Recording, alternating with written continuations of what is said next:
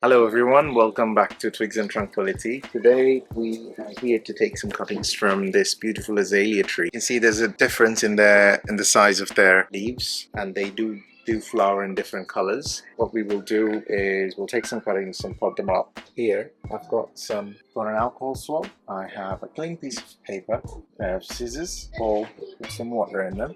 I've got my potting medium. First and most important thing is we're going to clean our pair of scissors with alcohol swab here. You can use any kind of disinfectant if you want. You want to clean it all the way. Make sure that they're thoroughly disinfected and there's no residual bugs or fungus from any previous trimming. So once you've done that, we're going to inspect our tree. The kind of things that you're looking for is this year's growth. You see those nice fresh green leaves, which is different to the old ones, which are a bit dark green. You want shoots that are like that, long growth like this, arising from there. These are flexible. These are soft, so these will be our softwood cuttings. We're not going to take cuttings from these. Their stems are brown, even though they have new growths on them. The likelihood of this taking roots is quite low. We've got a few here, so these are the ones that I'm actually going to take today. So as you can see, they're very long and they have a really good chance of giving out roots. Let's take this. What I'm going to do is I'm just going to cut from here, just below the leaf pod, and then make my first cut like that. And then you want to place it in the bowl of water so that they remain hydrated. Next one I'm going to do is this.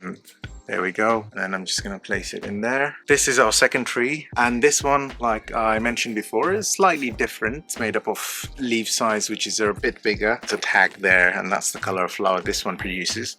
If you come at the bottom here, you'll see that this is actually two different plants. What I'm going to do next year, I'm going to separate these out. I'll pot them out separately. Let's get back to taking our cutting. This one has really nice and long new growth, so I could just cut this off here, just there, and then we'll prepare these cuttings afterwards. Just gonna go around and see if I have some more to take. This one has two nice long shoots. I could do these two, take cuttings like that. Same thing here as well. There we go. I think this is good. Yeah, go on. Well done. Why don't you do a few more? Is this good? Yeah, that looks all right. Remember, just below a bud. Yeah. This one is hard. That's it. Do you want to do one more? Okay. Here. Good job. Well done. So the first thing we need to do is to prepare our cuttings. One has lots of these new shoots coming out. We'll just come at the bottom of each shoot and just snip them off.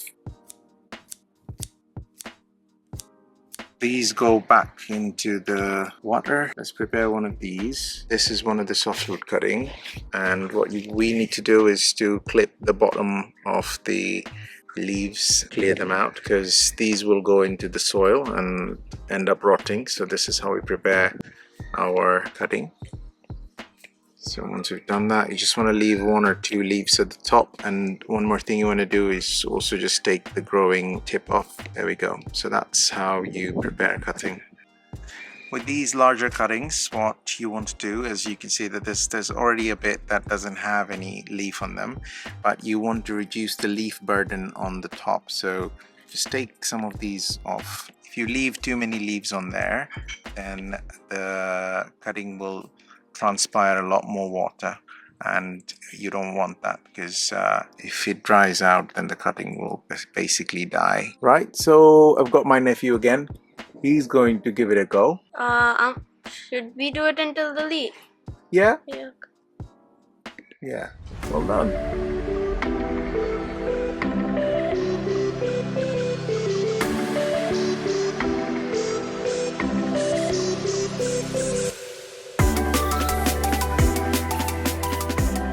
I'm going to use a rooting hormone, pour a little bit on here. The reason we have a clean surface is again to prevent any introduction of germs into our cuttings. Just take your cutting, dip it onto your rooting hormone. What I tend to do is after I've done this, I would leave it end to absorb the rooting hormone a little bit. So just dip it so lightly and then just leave it onto a clean surface. And I'm going to do that with all of my cuttings. See, I'm almost done. Got all of these here. I've just left them for a tiny bit of time so that the ends can absorb the rooting hormone. So the way we plant them is you want to take your chopstick. You already want to prepare your soil. You want to make sure that they're properly wet. So what I usually do is I just put some water down here into this reservoir and then I just leave it for about a minute or two. I'm going to make a hole with my chopstick like so, and then I'll take one of my cutting that I've dipped in and then just simply put it in. That's all there is to it. Now I'm going to do this again a couple of hundred times with all of the other cuttings that I've got. There's a few things that you want to make sure that you're going deep enough and you're not just putting like a centimeter or two. That's not going to work. You want to go at least up to about an inch and a half. The most important thing in this situation is to make sure that they stay still. So I plant them at an angle so that they're not moving about. I will probably need to plant multiple of these in each pot for now until they root, and then once they've rooted I will just take them out of their smaller pot and place them into the separate place. Alright guys, so now it's turn for my nephew. Let me put it here. Is this good? Yeah, that looks great. How about that much? Yeah, that much is good. Good job. Do you want to do a few more? Sure.